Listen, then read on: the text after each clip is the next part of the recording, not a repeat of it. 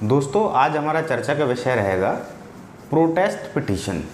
Protest petition क्या होती है, कैसे दाखिल की जाती है, कब दाखिल की जाती है, इसी विषय में आज वीडियो में चर्चा करेंगे और जानेंगे इसके बारे में। बढ़ते हैं वीडियो की तरफ। साथियों, प्रोटेस्ट पिटीशन क्या होती है उस पर अब विस्तार में चर्चा करते हैं।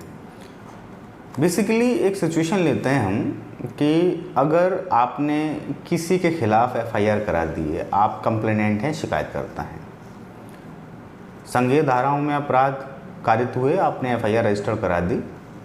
अब होता क्या है कि एफआईआर रजिस्टर होने के बाद में जो इन्वेस्टिगेशन ऑफिसर होता है वो इस मामले की जांच करेगा। अगर उस इन्वेस्टिगेशन ऑफिसर ने क्लोजर रिपोर्ट, जिसको कि फाइनल रिपोर्ट भी कहते हैं, वो आपके केस में लगा दी तो आपका केस वहीं ख़त्म हो जाएगा। कई बार क्या होता है कि आईओ अपोजिट पार्टी से मिल जाते हैं, मिलने के बाद में एक फर्जी एफआर क्लोजर रिपोर्ट तैयार करके लगा देते हैं।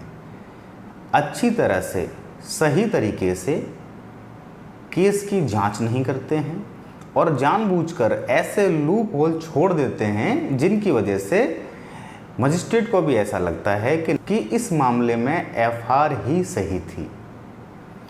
तो अगर आपके वाद में या आपके केस में ऐसा हुआ है या होने वाला है या हो रहा है तो आप प्रोटेस्ट पिटीशन के बारे में समझ लें, जान लें। दोस्तों, आपने ये तो समझ लिया कि अगर आईओ ने फाइनल रिपोर्ट या एफआर क्लोजर रिपोर्ट अगर लगा दी इन्वेस्टिगेशन में तो आपका केस क्लोज हो जाएगा।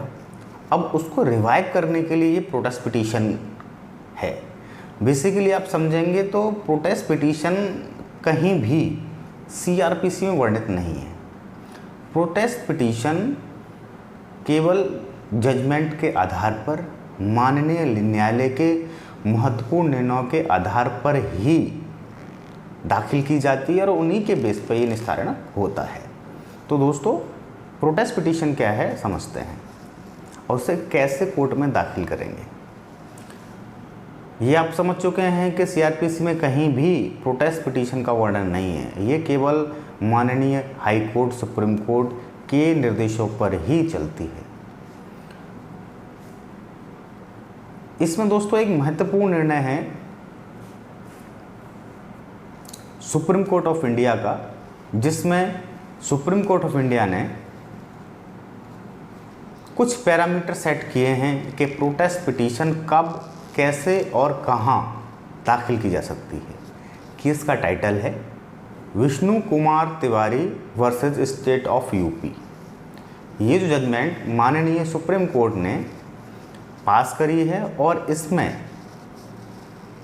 प्रोटेस्ट पिटीशन कब, कैसे, कहां फाइल करने की डायरेक्शन दी हुई है। इसी के आधार पर और भी बहुत सारी जजमेंट्स हैं जिनमें ये रूलिंग दी गई हैं, ये निर्णय सेट किए गए हैं जिनके आधार पर प्रोटेस्ट पिटीशन बनती है। अब दोस्तों, प्रोटेस्ट पिटीशन अगर आपने ड्राफ्ट करके कोर्ट में फाइल कर दी तो प्रोटेस्ट पिटीशन है क्या। बेसिकली प्रोटेस्ट पिटीशन एक तरह से कंप्लेंट है कि अगर आप जांच अधिकारी की जांच से संतुष्ट नहीं हैं तो माननीय कोर्ट में एक एप्लीकेशन, पिटीशन दाखिल करके अपना पक्ष रख सकते हैं कि जनाब ये इस रिपोर्ट से हम संतुष्ट नहीं हैं, लिहाजा इसकी दोबारा जांच करी जाए। तो अगर आपके तथ्य वैलिड हैं, अगर आपके साथ में वाकई विश्वासघात हुआ है तो मजिस्ट्रेट आपके अवर्मेंट को संज्ञान में लेते हुए प्रोटेस्ट पिटीशन पर अपराधियों को नोटिस इशू कर देगा या सम्मन इशू कर सकता है, या पुलिस को डायरेक्शन दे सकता है कि धारा 156(3) में एफआईआर रजिस्टर करके दोबारा जांच करें, किसी दूसरे आईओ से जांच कराएं। दोस्तों, ये सारी अवर्मेंट्स हैं, ये सारे लॉज हैं। अगर आपके साथ भी ऐसा होता तो घबराइए नहीं। अगर जांच अधिकारी ने आपके केस में फाइनल रिपोर्ट लगा दी, घबराइए नहीं, कोर्ट का दरवाज़ा खटखटाइए, प्रोटेस्ट पिटीशन दाखिल करिए और अपने राइट के लिए लड़िए, डरिए नहीं। जय हिंद।